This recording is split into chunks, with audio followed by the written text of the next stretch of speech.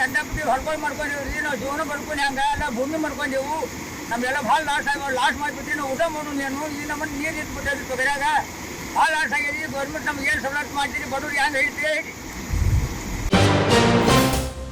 ಚಿಮ್ಮಲಗಿ ಏತ ನೀರಾವರಿ ಯೋಜನೆಯ ಶಾಖ ಕಾಲುವೆಯ ನೀರು ಪೋಲಾಗುತ್ತಿದೆ.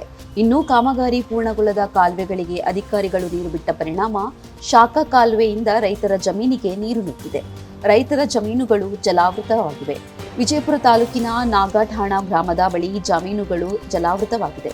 ಹೊಲದಲ್ಲಿ ಬೆಳೆದ ಜೋಳ ಮತ್ತಿತರ ಬೆಳೆಗಳಿಗೆ ಕಷ್ಟವಾಗಿದೆ. ನಿರಂತರ ನೀರು ನಿಲ್ಲುವುದರಿಂದ ಬೆಳೆಗಳು ಹಾಳಾಗುತ್ತಿವೆ.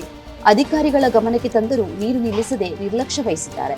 ಹಾನಿಗೊಳಗಾದ ಬೆಳೆಗಳಿಗೆ ಸೂಕ್ತ ಪರಿಹಾರ ನೀಡುವಂತೆ ರೈತರು ಕೃಷ್ಣ ಭಾಗ್ಯ ಜಲ ನಿಯಮಕ್ಕೆ ಒತ್ತಾಯಿಸಿದ್ದಾರೆ. ಈ ರೀತಿ ನೀರು ಬಿಟ್ಟಿದ್ದರಿಂದ ನೀರು ನಮ್ಮ ಜಮೀನಿಗೆ ಹೊಕ್ಕು ಸಾಕಷ್ಟು ಬೆಳೆ ನಾಶವಾಗುತ್ತಿದೆ. ಹೀಗೆ ಆದರೆ ನಾವು ಊಟ ಮಾಡುವುದು ಹೇಗೆ? ಸರ್ಕಾರ ನಮಗೆ ಸಹಾಯ ಮಾಡಬೇಕು ಎಂದು ರೈತರು ಒತ್ತಾಯಿಸಿದ್ದಾರೆ.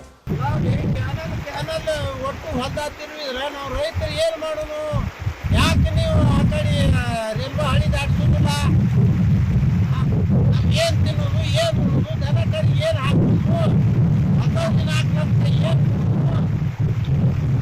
ಹಟ್ಟಿಗೆ ಏನು ತಿನ್ನೋದು ಏನಾರ ನಮಗೂ ಸಹಾಯ ಮಾಡಿ. ಮತ್ತು ಈ ನಮ್ಗೆ ಕರಿ ಭಾಗ ಬಳಕೆ ನಮ್ಗೆ ಏನು ತಿನ್ನೋದು ನಾಲ್ಕಾಣವರೆಗೂ ನೋಡ್ರಿ ಇದು ಆಟ ನಾಲ್ಕಾಣವರೆಗೂ ಈ ನೀರಾವರಿ ಶಾಖಾ ಕಾಲುವೆ ನಾಲ್ಕಾಣ ಗ್ರಾಮ 804.200 ಮೀಟರ್ ಶಾಖಾ ಕಾಲುವೆ ಇದು ಕೆಲಸ ಪೂರ್ಣಗೊಂಡಿಲ್ಲ.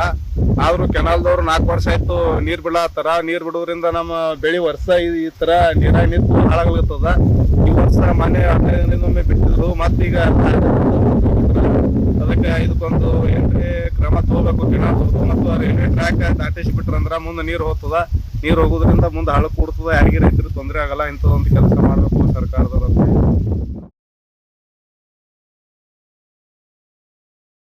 ಹೆಚ್ಚಿನ ಸುದ್ದಿ ಅಪ್ಡೇಟ್ಗೆ ಈಗಲೇ the federal Karnataka YouTube page ಅನ್ನು ಸಬ್ಸ್ಕ್ರೈಬ್ ಮಾಡಿ.